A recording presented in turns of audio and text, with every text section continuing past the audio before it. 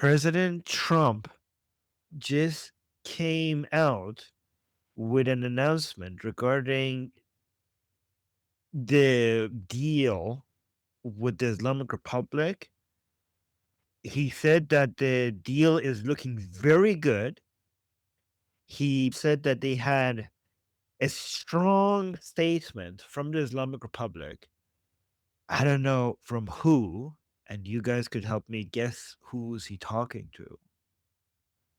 And he said that they pledged in that strong statement that they're not going to, he says, not going to have nuclear weapons. And apparently, based on the context of what he said, yeah, he's talking about not enriching uranium, but that's not the important part. That's the important part is that he said that he got confirmation from the Islamic Republic that they're not going to enrich uranium with no time limits.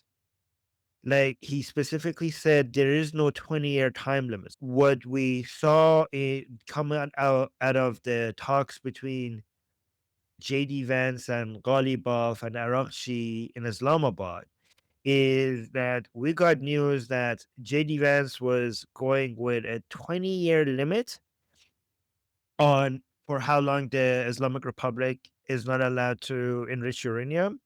And the Islamic Republic was pushing for something closer to 5, which we don't like that because that's basically kind of like the JCPOA, which President Trump said that they're not going to go to at all. Any form of a sunset clause in a deal means that the United States is officially recognizing the Islamic Republic's right to enrich uranium. And then President Trump came out today, and he's just a few hours ago, like just a few hours ago, and he said there is not going to be any 20-year limit. And there is no 20-year limit. But that is not surprising. The President Trump saying there's going to be no 20-year limit. That is not the surprising part. That's what you would expect from President Trump. The interesting part is that he's saying the Islamic Republic has agreed to that, which I don't know if he's like messing with everyone's like is so here's what we have to figure out. Is he telling the truth or is he messing with everyone's head again? Is this just like a mind fuck, like to just basically an explosion in the middle of like all of this? Is this basically designed to turn the Islamic Republic more against the Islamic Republic? Like which one is this? Because it's really hard to imagine somebody that is actually in charge coming to President Trump and saying, okay, no enrichment uranium forever, officially putting that on paper and signing it. You might say that, well, they're lying, Armin. Obviously, the Islamic Republic is lying. And I would say, yeah, of course. But to sign a deal that agrees to that is the regime supporters will not be able to tolerate that. You have to, guys, remember that the Islamic Republic has to be able to sell this to the regime followers. They can, after they killed Ali Khamenei, it's an impossible sell to the regime followers for them to sign an agreement that says we will never enrich uranium, especially after you convince all your regime followers that you're winning all of this. So they will be like, why are we agreeing to this? Like, weren't we winning? Why would we agree to such an humiliating agreement after they killed our supreme leader if we were defeating them? You might also say, yeah, I mean, President Trump was maybe not talking, maybe some random reformer person sent that to President Trump, and just President Trump is highlighting that. And I would say that JD Vance already came out and said that when they were talking to Ghalibaf, it seemed like he's not the main decision maker. So they're not talking to the main decision makers. And now President Trump coming out saying that we got a strong statement from the Islamic Republic. I mean, what JD Vance knows, obviously President Trump knows that as well. So with that in mind, you would think that President Trump saying this is a strong statement from the Islamic Republic. It should be somebody higher up than Ghalibaf. So it's just hard to imagine, like, who has he been talking to and who has been saying this to President Trump. And not only that, I will play the two clips that shows that President Trump said this for you guys, right? President Trump also said that they have agreed to give up the nuclear dust. No more, diluting it within Iran. No more giving it to Russia. They would just hand it over. I mean, even if the plan was to lie to president, like say, okay, we agreed to this, and then after Trump is not the president anymore, they will go back to enriching uranium. Even if that's the plan, if they're going to give up the already enriched uranium, that is a huge sign of defeat. So there's so many options that could be possible here, but one of them is President Trump is like making this stuff up, and the Islamic Republic is not doing this, and this is just to mess with them. Maybe the Islamic Republic is just buying time by giving President Trump one message and then coming out and say we never said that. But there is another possibility, which is really hard to believe, but we have to consider it as an option, is that the Islamic Republic, the IRGC, the most important parts of IRGC right now, guys, remember, we don't know who's the main decision maker right now within IRGC. We don't know between the Jafari camp, the Vahidi camp, the Zulqad camp, which is basically the Ghalibaf camp, the Rezai camp within IRGC. We don't know who has the upper hand right now. But it seemed like somebody has given to President Trump the promise that, yeah, we're going to completely give up on enrichment of uranium, and we're going to give you the enriched uranium that we already have. And President Trump seems very, very happy. So here's one option that might be the case. Might. I'm not saying it is. Okay. But we have to consider it. It is possible that the people in charge within the IRGC have, I mean, think about this. If you were them, this would be very tempting, right? Put yourself in their position. The Americans and the Israelis have came out and killed everybody, all your competitors, and now you're left. If you end up winning this, if you end up staying in charge, Khamenei is dead. This first and second layer of leadership of IRGC is dead. If I somehow manage to survive this, it's me with all the guns in charge of so much oil and gas, and I would be rich as God. I would have God-like money. If I was the IRGC, like if I was putting myself in the position, I would be fuck the Mahdi, fuck Islam, fuck the regime supporters, fuck destroying Israel, fuck enriching uranium, fuck destroying the imperialist West. If I make a deal with them, fuck Hezbollah, let's throw them under the bus as well in all of this. If I somehow manage to stay in charge, I could, with all this money, I would be able to hire as many mercenaries that I need to keep both the regime supporters and both the anti-regime people and the pro-regime people in their place. And it's just me left, all my competition removed, with all of this oil and gas. So it is possible that somebody within the IRGC is like, guys, like let's just give up on all of this Mehdi Durka bullshit and just get rich, right? And just get all the. I mean, they are the boots rather than the turbans. You know, they are somewhat less Durka.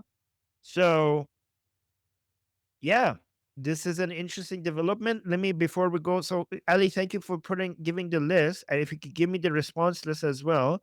But let me just give you the clips of President Trump making these giving us these new updates to stop enriching uranium. Well, we haven't agreed to any. We haven't agreed to any. Is there No, a sticking point? What we have is we have a statement, very, very powerful statement, that they will not have nuclear weapons. There's no 20-year limit. There's no 20-year limit, and if you go, this cuts it off here. But if you go a little bit forward, he basically tells that there is basically no limits at all, right? It's not 20-year limits. It's not no limit at all. And here's the part with regards. I think this is the video with regards to the nuclear dust, and also saying that they have a very strong statement from the Islamic Republic. The big thing we have to do is we have to make sure that Iran does not have a nuclear weapon, because if they do, you want to talk about problems, you'd have problems. So very important is that Iran does not have a nuclear weapon, and they've agreed to that. Iran's agreed to that, and they've agreed to it very powerfully. They've agreed to give us back the nuclear dust that's way underground because of the attack we made with the B-2 bombers. So we have a lot of agreement with Iran, and I think something's going to happen very positive. All right, so this all might be a mind game, because he also mentioned that, well, if we don't have a deal, actually, let me play this as well, because he also confirmed that we're going to bomb the crap out of them if we don't get a deal. So let's actually play that as well. Would you be willing to extend the ceasefire, or will the fighting resume? I would say the fighting, if there's no deal, fighting resume. Okay. There you go. Okay, so by the way, guys, I just want to clarify something. I very much disagree with I know some people here might disagree with me, but I do disagree with the idea that the American government is as eager to do regime change in Iran as the Israelis and the Iranian people. Okay. I'm pretty sure it's a huge plus for them.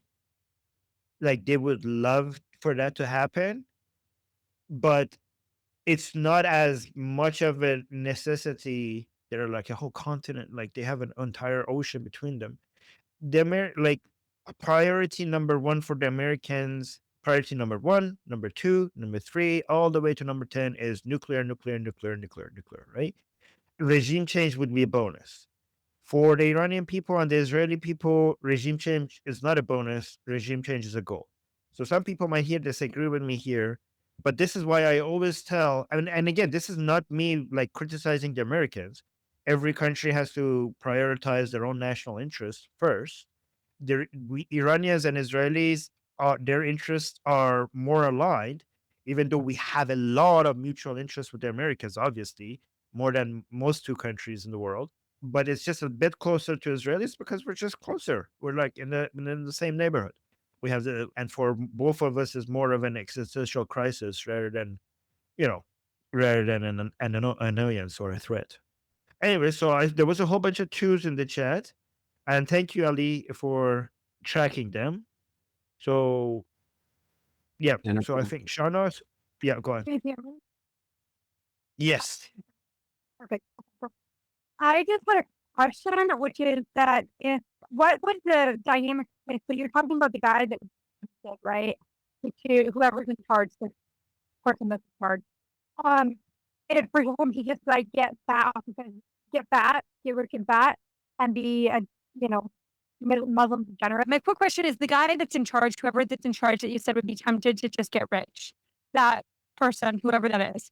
What would be the pushback, however, if he does that? Because wouldn't he also have contests? I mean, even if he took out most of his competitors and he's now mostly in charge, wouldn't that still make him a target for the fundamentalists, for lack of a better description?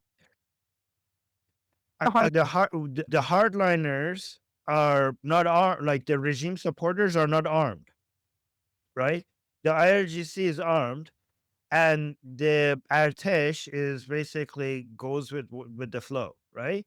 So what the regime supporters, what are they going to do if you bring in mercenaries and basically enough to basically be able to shut them up as well? Yeah. If that happens, though, would that be an improvement, or would that be just a continuation of what is? That would be the worst outcome. That would be the worst outcome for the Iranian people. Okay. Yes. Okay. that would be less than ideal, but manageable for the Americans, right? Yeah, that's I Um, think and for Israel, it would be a continued threat that at any point, it might go back to becoming a threat. I mean, the Israelis have made it very clear that they're not going to stop until they have full regime change. That's what everybody from Israel is signaling. right. And I agree with the Israelis, but I also am fully aware of my fellow Americans' mindset. And s- we have to, like me and Jeffrey and all of the other people who are supportive of this, have to brainwash, and I mean in a positive sense, our fellow Americans that actually us pulling out. This is a little bit of a turf war because there's the isolationists and then there's this kind of quasi just people are gun shy because of Iraq and Afghanistan. Most Americans don't understand the difference between Iraq and Afghanistan, let alone understanding the Iranian conflict. So there's a little bit more groundwork to convince Americans to be like, oh It's yeah, we it's should. it's really hard to convince the Americans that there's any point to continuing military operations if the Islamic Republic gives up the nuclear, like enriched uranium, and they also bring in observers to make sure that they're not enriching uranium again. Like, even if you politically, to tell the Americans like, oh, you still need to do regime change is really, even if like Americans here are convinced that we need to do regime change, it would be a really hard sell internally Yeah, I to mean, America. it's like 5 of us compared to, like, the rest of the country. I just know where my people are. I wish they weren't there, but that's I know where most of the Americans are at. They're very tepid about regime change. There's, and we're dealing with internal issues. Oh, okay, yeah, just in general with Americans, we're still trying to figure out where we wanna be on the global stage. That is an internal dynamic overall. So, yeah, final comment. Okay. I'm done. Thank you. Next is Jeffrey. Yeah, I'm going to bounce off of what Shauna said. She kind of came up with some very key observations. Well, and general observations overall. First, the regime remnants doesn't need to enrich uranium to obtain nuclear weapons or the means to mass deliver them. They can just sit there and get turnkey systems from co-aligned actors, whether it's elements out of Pakistan and or North Korean regime, where their patron states Putin's criminalized counterintelligence state of the Chinese Communist Party. The supporters of the regime remnants may also come to a similar conclusion, and subsequently, maybe the regime and its regime remnant supporters might willingly concede the ability to domestically enrich uranium to present a contextually false notion of if they don't domestically enrich, it means they don't want nuclear weapons, and then seek to obtain turnkey systems clandestinely from patron states or a set of aforementioned co-aligned actors. This is actually some of the concerns that was mentioned on a couple of key pro-Israeli defense, webinars and held throughout a lot of other people that are like in the same field that I am. Given the inelasticity of the regime's intention and motives, the regime has to go. Shauna outlined a key issue, right? Which is there's always the issue of divergent policy, political, and operational cycles, issue fatigue, strategic information influence operations, all this other shit. And hence, subsequently, the goal of the anti-Mueller diaspora needs to mirror what I presented to Ukraine's diaspora, which is it has to set up sustainable track 2 material support networks and nodes that can legally provide non-lesser kinetic support to the anti-Mueller diaspora, independent of what happens at the national level. Now, as far as like where Donald and the administration goes, obviously there's different people who have different ideas in the administration. Everybody kind of knows. I mean, Donald is not looking like Pete Hegg says, Secretary of War Pete Hegg was said today very specifically today. If you do not agree to any deal, the bombing will resume and we will hit you with more force than what we started with before. The Secretary of Treasury is getting ready to hit Operation Economic Fury and drain them out there. We already have Marines and special forces that are getting ready to take down the Dark Sea Fleet, nab all those, that's going to really hurt them. It's going to really hurt them. And Pete also made it very clear to them, we know what you're doing. We know where you're digging shit out. We know that you're trying to rebuild stuff. And if you play around, we're just going to kill you. So, I mean, that's kind of where a lot of those people are at. Obviously, there's elements within within the current administration that are not so supportive of intervention, and that's why efforts like this are so important.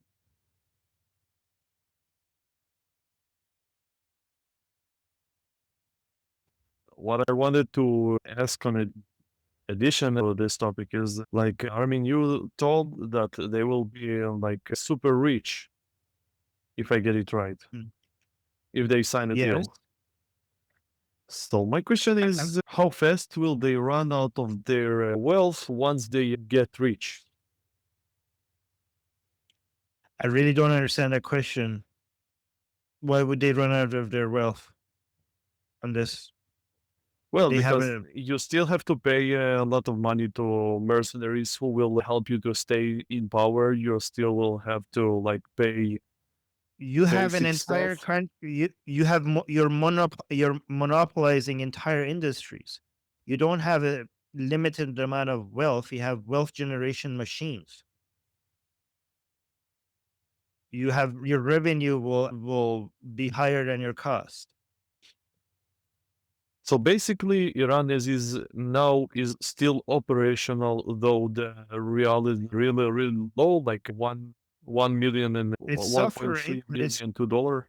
It's it's suffering, but it's not like the industries are completely wiped out. So obviously, there's going to be a lot of like economic hardship, but it's not the IRGC will make sure that they're not the ones who are experiencing the hardship. It's the Iranian people who would experience the hardship mostly. I mean, for imagine if the wealth generating ability of the Islamic Republic has went from, if it was 100 before, is now at 70 right now. Okay, but that 70 is now being shared among fewer number of people because everyone else is dead. So I'm still getting a bigger piece because there's less people to share it with. Does that make sense? Yeah, it does make sense, sadly. Yeah. All right, I am next. I just want to point out that he keeps upping the number of people who died. He said 42,000 today. And I think that's a good step. Yeah. Towards the right direction. Right, right. What do you think, Ellie, about what's happening? Like, do you think President Trump is, bluffing? He's making us up to divide the regime? Is somebody actually from the regime came out and told him, somebody important from the regime came out and told him, like, sure, like, yeah, here's the dust, bring the observers, we will not enrich uranium ever again? Did he get that statement? And if he did get that statement, do you think the Islamic Republic is just bluffing to buy some time, or what is happening? Like, what do you think is happening? Because by now we have this pattern where we're like, okay, even if they're lying, the U.S. is going to get some sort of guarantee, and the Islamic Republic can't let U.S. soldiers and scientists come into the country and enforce that. So I'm exactly where you're at with that thought, unless we get new information. But with all the two options, Unless the lying is like to the point where like we're just gonna say that we never said that to Trump. Like, we're just gonna say to Trump that, yeah, sure, we agree, and then act like we never said that, which is going to, I don't know what that's going to do. Like, I don't know. Yeah, I thought it's about just that, but very. we're just going to land Yeah. in square one again. He's just going to start the bombing, and they're going to be drawn Right. back to the negotiating table maybe a couple of weeks from now, and with more people dead and more infrastructure destroyed.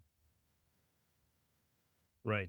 The good thing that came out of this is that we got more confirmation that President Trump is not at all interested in a JCPOA like deal, like an Obama deal, because there were some concerns. Apparently, that is not an option. So that is the best news that came out of this, that President Trump is not at all interested in that. So that's good. Yeah, even if it's beneficial for us to do that in the short term, we can't. Oh, and another thing is that, guys, we're in a weird situation that we are all benefiting from the hardliners. Like, the more Durka people are in Iran, the more they're working in our favor right now. They're on our side, right? So the most retarded religious nut jobs in Iran, the louder and more powerful they are right now, the better it is for us, because we want them to be able to divide the IRGC and not let the IRGC to bend the knee completely to President Trump so that the whole thing collapses. So when it comes to between the more pragmatic hardliners and the more, Durka minded hardliners, we're hoping that like the Durka people don't get completely dominated or annihilated by RGC, so that whatever plans they have is not successful. Like, we need this division right now within the Islamic Republic. So we're rooting for the Durka people right now. Don't let the IRGC do that. Like, no, like, they killed your supreme leader. Don't let them humiliate you. Keep fighting. They're betraying Islam. These people are doing it for the money and they're throwing Islam under the bus. Don't let them do that. So, yeah. It's an impressive cage they built for themselves. Next is Guy. So I joined a couple of minutes late, but overall the tone sounded rather dire.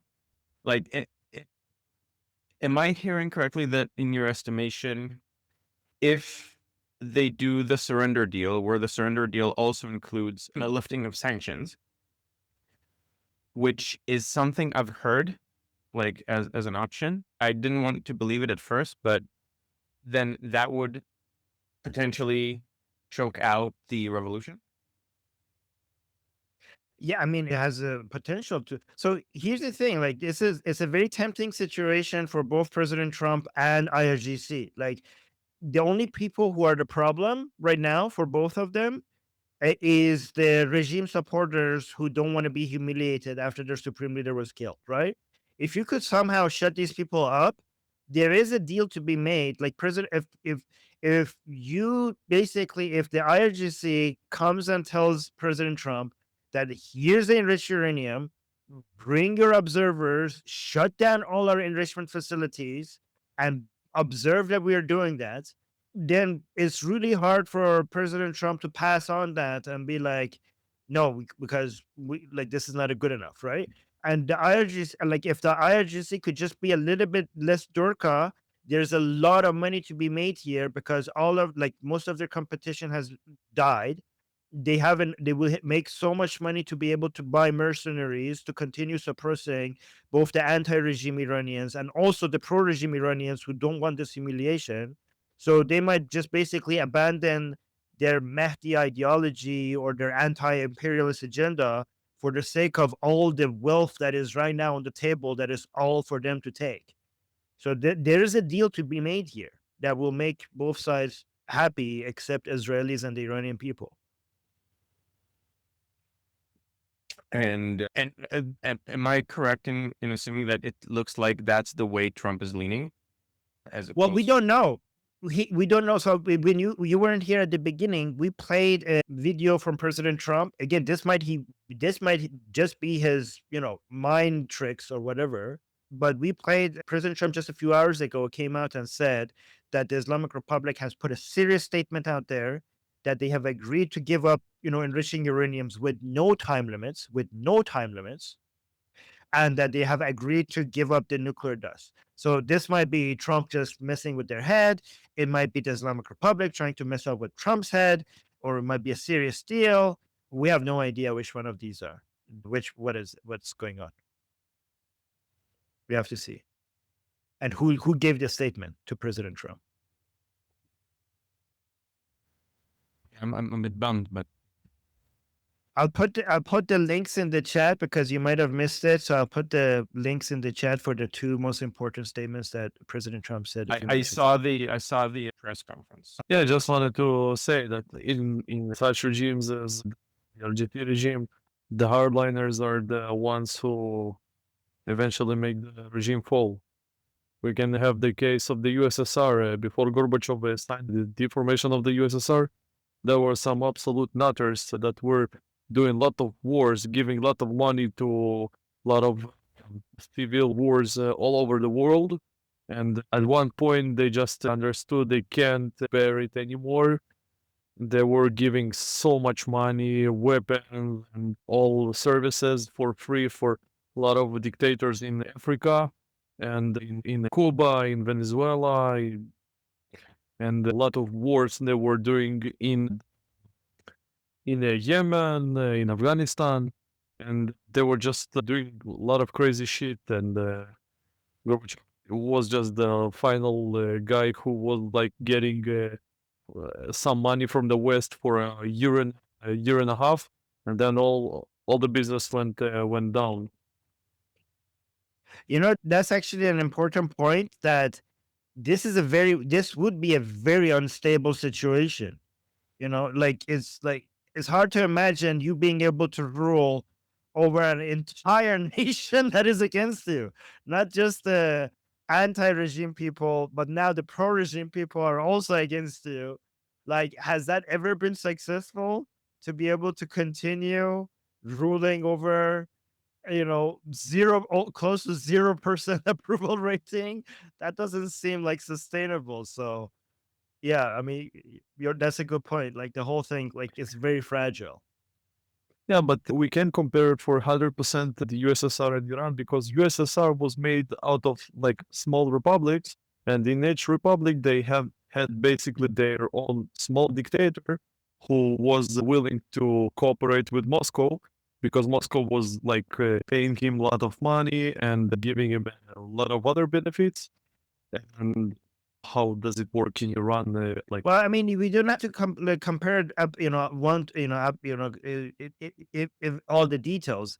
It's just the principle. Like, we know that having this many people being against the regime is just like, and being this economically in trouble, because even if they become very, very, very rich, the Iran is very much economically in trouble, right? So the only thing that makes some Iranian people accept the economic hardship is that the pro-regime people will say, like, well, at least it's Islamic, at least this is Mehdi, so it's okay if my fridge is empty, because we're doing this for Islam. And the anti-regime people are saying, we will go through this hardship because we're doing this for the sake of liberty, right? So but if you from at least from the pro-regime people, if you're like, well, we threw Hezbollah under the bus, we made deals with the people who killed the supreme leader, all of a sudden they also become like, well, fuck this, like, my fridge is empty, right? They also, like, I was gonna tolerate an empty fridge if it was for Islam, but now this is not for Islam. You're shaking the hands of the devil. So they're going to also not be able to tolerate this. So given that's how so many people are against the regime and the continuation of the economic hardship, even if IRGC is rich, it's just not sustainable. I don't know how else to say it. Yeah. Maybe. I hope it's not sustainable. How long do you think Mehdi will win the empty fridge? If anybody gives you a timeline, don't trust them. Well, it's really hard to come up with a timeline with any of this. I do know that if a deal like this goes through, then many Iranian people will feel like they were sold out, like they were betrayed. And even you guys, I hope Americans don't get upset here. Many Iranians are saying that we could only trust Israelis already because of all of this negotiations. Many Iranians' interpretation is that the Israelis constantly want to finish the job, and it's the Americans who are stopping them. And that is, like, again, I hope nobody gets upset, but there are still many Iranians who love President Trump and all of that. But there's some Iranians who are like, yeah, the Israelis are the only people we could trust. I mean, I just hope really like you and other people like Goldie could do all it takes to make other Iranians in Iran understand that, like, even if America pulls out, it's like they shouldn't feel abandoned, because, like, yeah, it's super sad and super bad, but like if people will like go down and unalive themselves, it just makes the job easier to the IRGC. Oh, Daniel, you're concerned. You have a big heart. You know that, Daniel. You have a very big heart. I I really appreciate your concern. Thank you. With that, we have first on the list, or sorry, actually, Danish wanted to respond. Danish. As an Iranian who is kind of viewing it from that point of view, who like, which is a little bit of distrust, kind of like to the US position. It's mainly kind of like living in Canada and also kind of like going back and forth to US.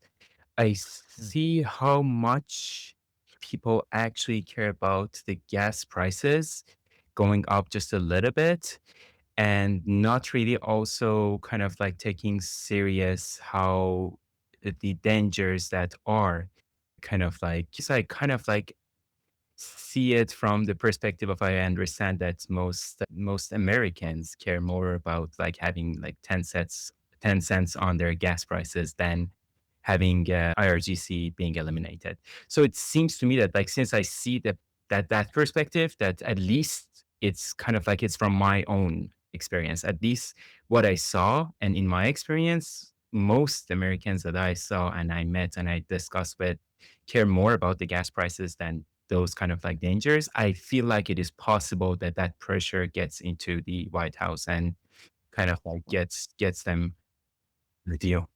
Well, to be fair, the Americans have the luxury to be able to care more about gas prices because they're more secure than, Israelis. I mean, I'm pretty sure if Iran or Israel was more secure, that would be our priority as well. You know what I mean? It's just the nature of being more secure. I just want to make sure that we don't come off as ungrateful to Americans because they already have done so much to weaken the Islamic Republic, right? And like as Iranians, I don't want to be like, oh yeah, why do this for us, do that for us. Like it makes sense for the citizens of every country to prioritize their citizens. I mean, that's the whole point of having a government, right? I'm pretty sure if Iran one day becomes prosperous and safe and secure, the Iranian people will be caring more about gas prices than, I don't know, like some massacre happening somewhere in Africa. It's just the nature. Armin, let me make sure I'm clear. Definitely, I'm not making a point that Iranians or me as an Iranian, we are essentially as human beings superior to Americans in any sense. But the difference is that you're totally right, Armin. I've seen shit go down, and I think it's been quite a while since the shit went down in US that most people forgot that it can. So what I'm trying to say is that what I see is that from my perspective, it seems to me that since everything was like very stable in US for a very long time, it seems to me that people underestimate the chance that it can go wrong and that 9/11 can happen again. That's all. I mean, just making sure I'm clear. I'm not making the claim that Iranians know better by nature. No. I completely understood what you're saying, and I agree with you. I just want to make sure that when we're communicating that we don't come off as ungrateful to the Americans because Americans have paid more than their fair share when it comes to contributing to global stability. So when we should when we're talking to the Americans, it should be if we're communicating why this is in their best interest, we should talk about what again exactly that why it's in their best interest rather than talking about what we want and acting like they're Santa Claus and we're just giving them a wish list, right? That's all I'm saying. Right. But you're making the same point. Like we have to tell them why this is important for their security. Exactly. Yeah. All right. Next to respond is Jeffrey. Look, I would hope that I know that ideally it would be like, wow, we bombed everything. Here you go. Ultimately, the finishing blow is going to have to come from Iranian people, and there's different challenges there. This administration means in securing liberation in the past 7. I mean, we bombed tens of thousands of targets. So I was just saying, like you guys touched on the on some key points, right? Which is this administration has done more to assist Iranians' liberation than the past 7 administrations combined. I mean, we bombed tens of thousands of targets. We wiped out the Mullah regime. Okay, Jeff, move on to the next person because you're cutting in and out, and then maybe later next time it will be better. Okay. All right. Next, we have Cat Lady. Cat Lady. Hi, my connection is also bad, so I hope you hear me. It's a very good point, Armin. I think that for Israelis, it's not only a goal, it's a must.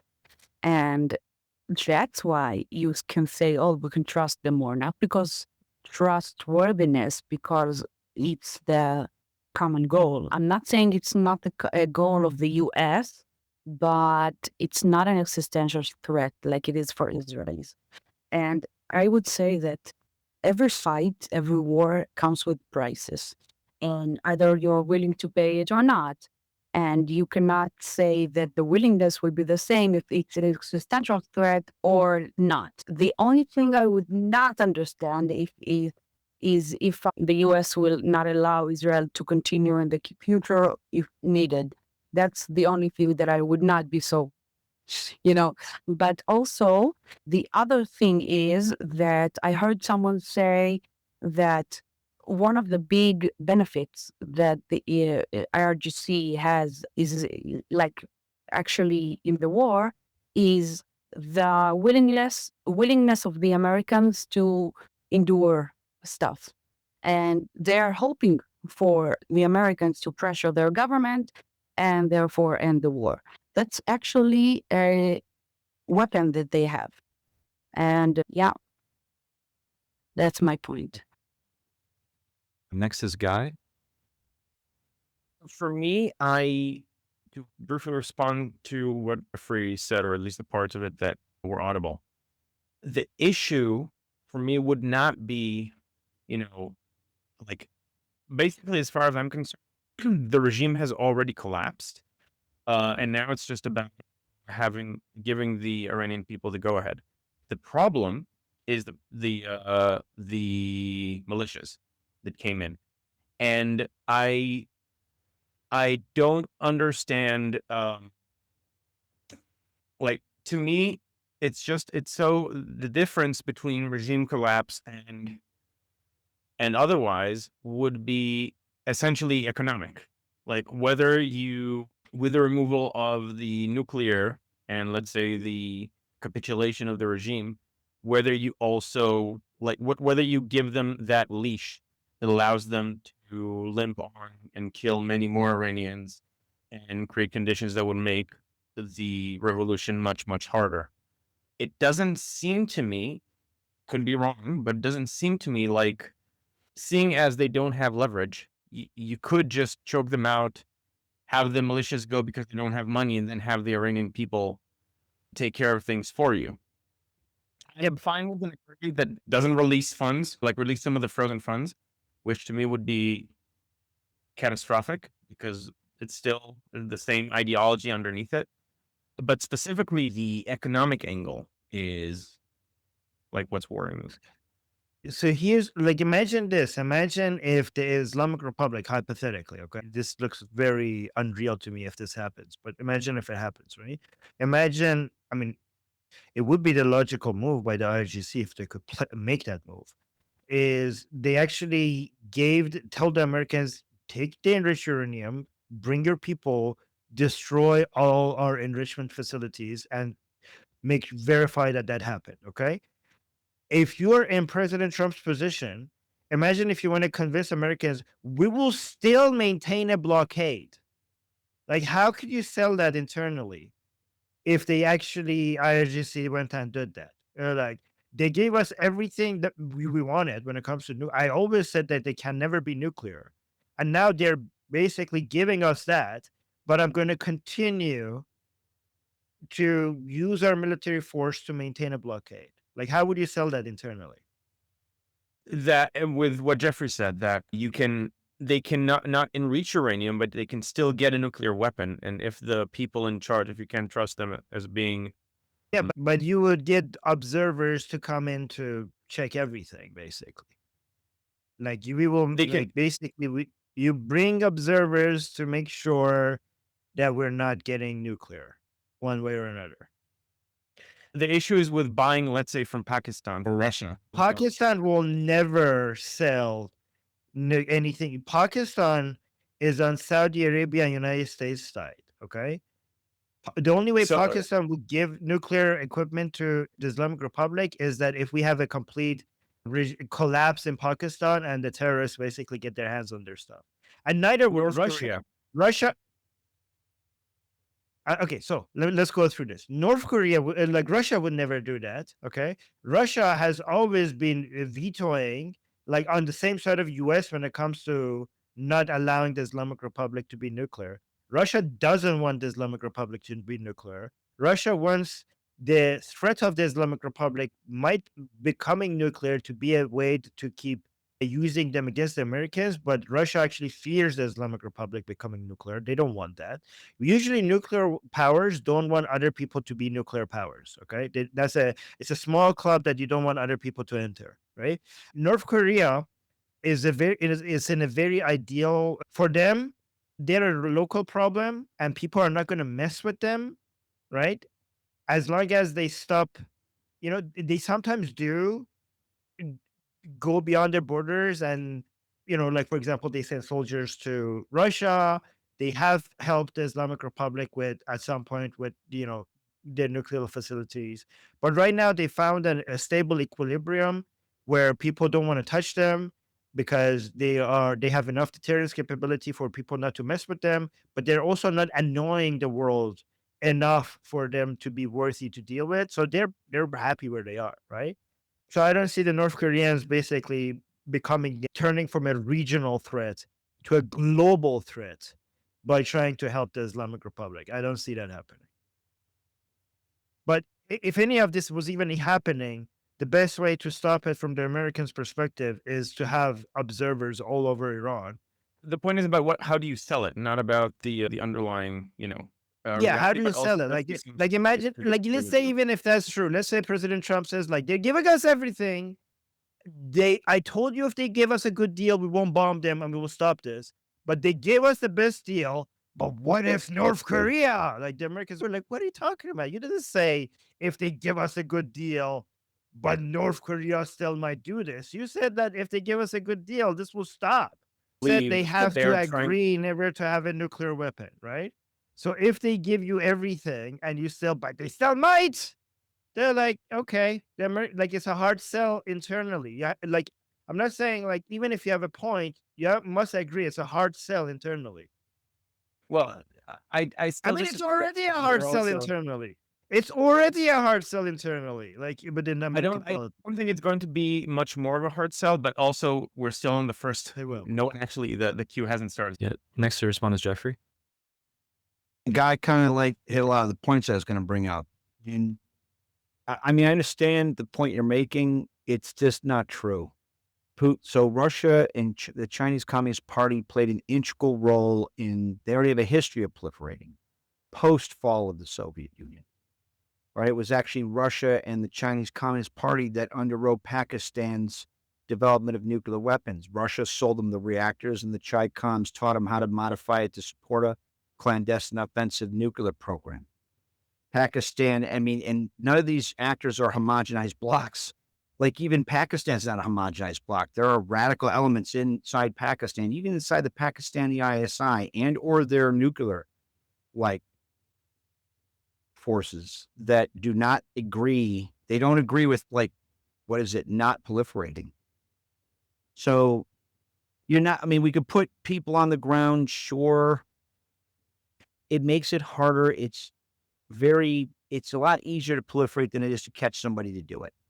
And that's the God's honest truth of it. That's why the Mullah regime has to go. Now, I mean, you're not wrong about the hard sell. That tragically you're not wrong about. I'm just saying, like, this isn't as cut and dry as you think, right? Putin, Chi-Coms, very much, they will definitely try to use that to milk whatever they can get out of us and then just give, like, turnkey systems regardless. Milking is no longer strategically advantageous to them. I mean, North Korea is the number one proliferator in the world, bro. I mean, when it comes to like ballistic missiles, you know, the regime has to go. And regardless if it happens at the national level, I mean, the national policies have done their lifting. Ultimately, now the goal has to be to arm Iranian people and put them in a position where they can finish cleaning out the regime, the remnants of it.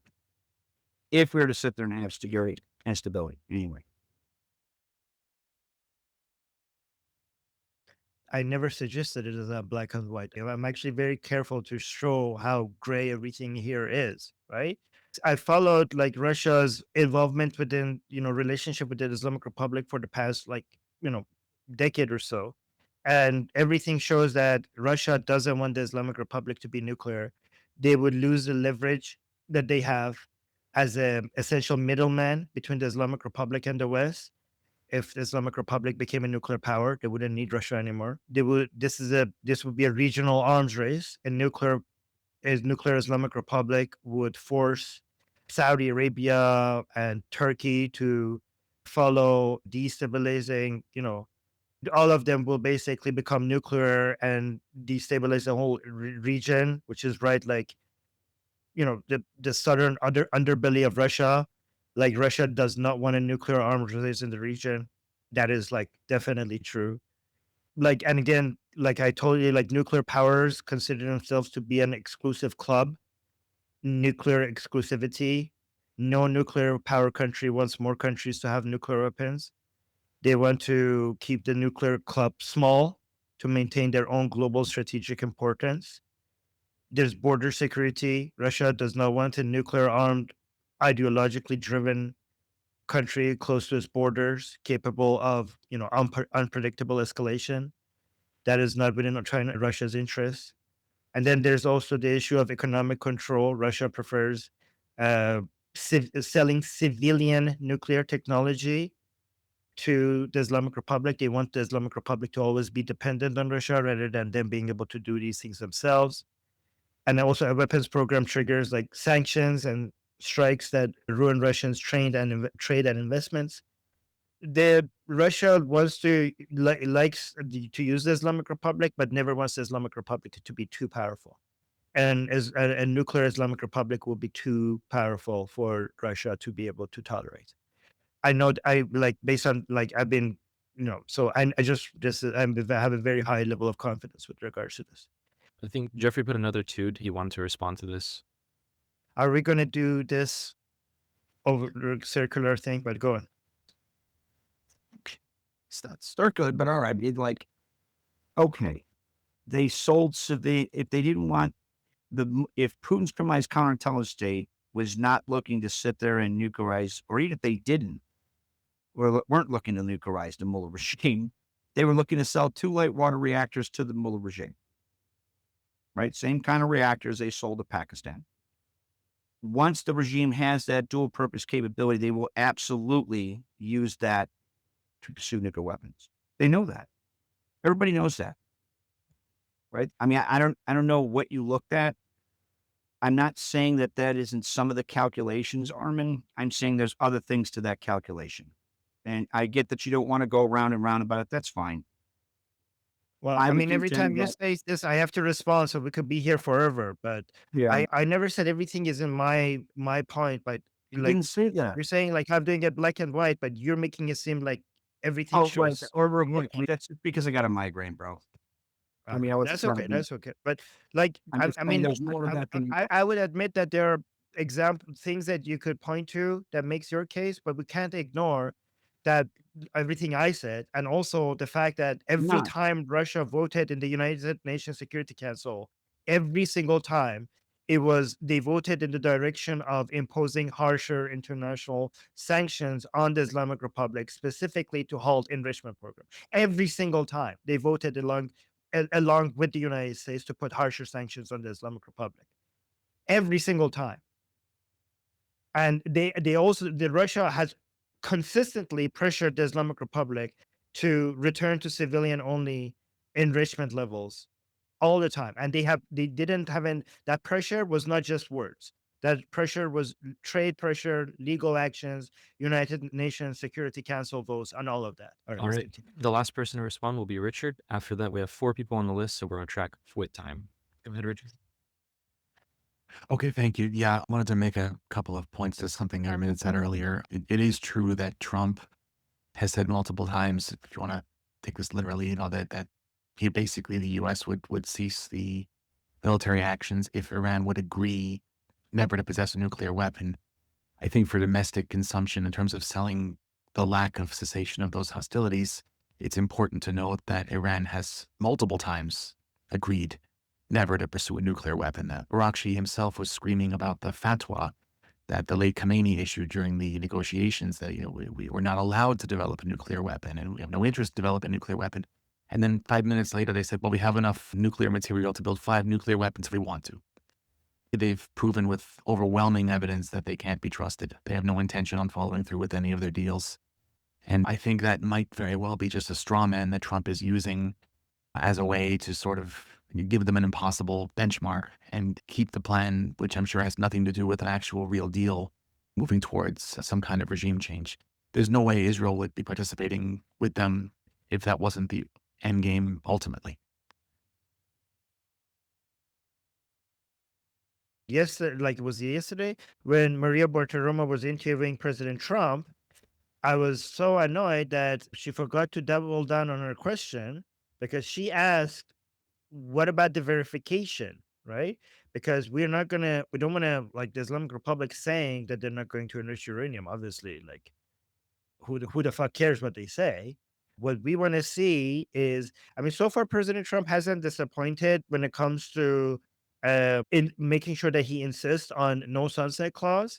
So I'm hoping that what he means that we have it, like what he's talking about is not just the Islamic Republic saying like, oh, we pinky promise that we're not going to enrich uranium. Like, I'm pretty sure that that's not what he's talking about. I hope that's not. I hope he's not talking about a pinky promise from the Islamic Republic. I hope we're talking about a humiliating verification process. And by the way, this might not seem very important, but it would be a much bigger deal if the verification was done by Americans rather than an international group from the IAEA. Because this might seem like not that big of much of a difference, make not much of a difference for you guys, but when it comes to the internal division within the Islamic Republic, if the people who are responsible for killing Ali Khamenei are now allowed to come inside your country to check if you have enriched, like stopped enriching uranium, that humiliation is going to be more devastating to the Islamic Republic when it comes to their stability and their internal division than them being stopped. Like, here's how I would say, okay? The verification and the humiliation that comes from that, through the humiliation, you have a higher chance of stopping the Islamic Republic from going nuclear than the verification making the Islamic Republic not enrich uranium. Okay? Because even if you have verification process, maybe the Islamic Republic finds a way to enrich uranium somewhere else that you're not seeing, right? But the humiliation from the verification causes the divisions that could basically topple the whole system.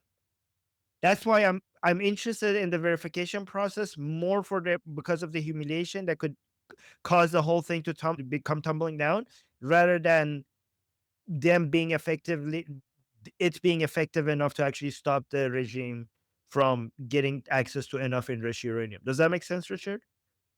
That makes perfect sense. Actually, that's what I was going to say is I would only support that verification process as a means to cause the internal instability to bring the regime down. Because fundamentally, the regime itself can't unlearn the technology. Practically, verification they're not using the technology is impossible. So any arrangement that leaves the regime in power by de facto leaves the nuclear threat as active. The only way to solve that is regime change, fundamentally. Exactly. If we could convince more Americans, you know who's convinced by this? Israelis. You know who we need to convince? More Americans. So that's the challenge here. Yes. I'm an American myself. People have a bad Yes. taste in their mouth from Iraq, and even dropped the nuclear card in the justification building up to that war too. So there's probably a credibility gap also. But yeah, I see this as pretty clear, black and white.